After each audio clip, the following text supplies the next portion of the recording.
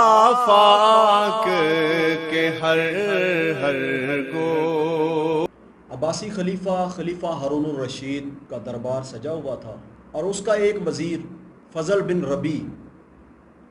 وہ دربار میں حاضر ہوا اور آ کے خوشامد کرنے لگا، کہنے لگا حضرت میں تو آپ کا غلام ہوں۔ وہاں قاضی ابو یوسف رحمۃ اللہ تعالیٰ علیہ بھی تشریف فرما تھے، یہ بات انہوں نے سن لی۔ کچھ وقت گزرا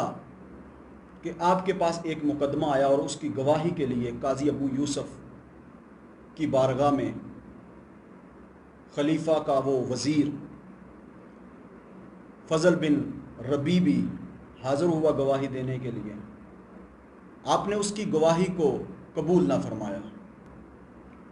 بادشاہ کو اس بات پہ طیش آیا اور قاضی ابو یوسف رحمۃ اللہ تعالیٰ علیہ پہ غضبناک ہوا اور اس نے عتاب کرتے ہوئے کہا کہ یہ میری توہین ہے کہ میرا بھیجا ہوا وزیر، اس کی گواہی کو آپ نے قبول نہیں کیا۔ قاضی ابو یوسف رحمۃ اللہ تعالیٰ علیہ بڑے تحمل کے ساتھ، کیونکہ آپ کے پیش نظر تو شریعت تھی، آپ کے پیش نظر تو اللہ کی رضا تھی، بادشاہ سے مرعوب نہیں ہوئے، خوف زدہ نہیں ہوئے۔ کہا بادشاہ کہ میں نے اپنے کانوں سے سنا ہے کہ یہ وزیر کہہ رہا تھا کہ میں آپ کا غلام ہوں، تو غلام کی گواہی قبول نہیں، اور اگر یہ جھوٹ بول رہا ہے تو جو بندہ آپ کے دربار میں جھوٹ بول رہا ہے تو وہ بدرج اولا میرے پاس آ کے کیوں نہیں جھوٹ بولے گا؟ تو اس لیے میں نے اس کی گواہی کو قبول نہیں کیا۔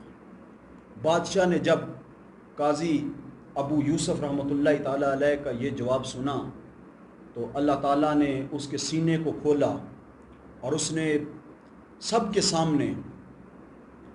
قاضی ابو یوسف رحمۃ اللہ تعالیٰ علیہ کی تعریف بھی کی اور تمام اپنے وزراء کو کہا کہ خوش آمد سے باز آئیے، سچ کو اپنی زندگی میں شامل کریں۔ تو جن لوگوں کی زندگی اللہ کی رضا کے لیے ہوتی ہے ان کے سامنے کسی بادشاہ، دنیاوی بادشاہ کا خوف نہیں ہوتا، نہ کسی خلیفہ کا خوف ہے، نہ کسی انسان کا خوف ہے۔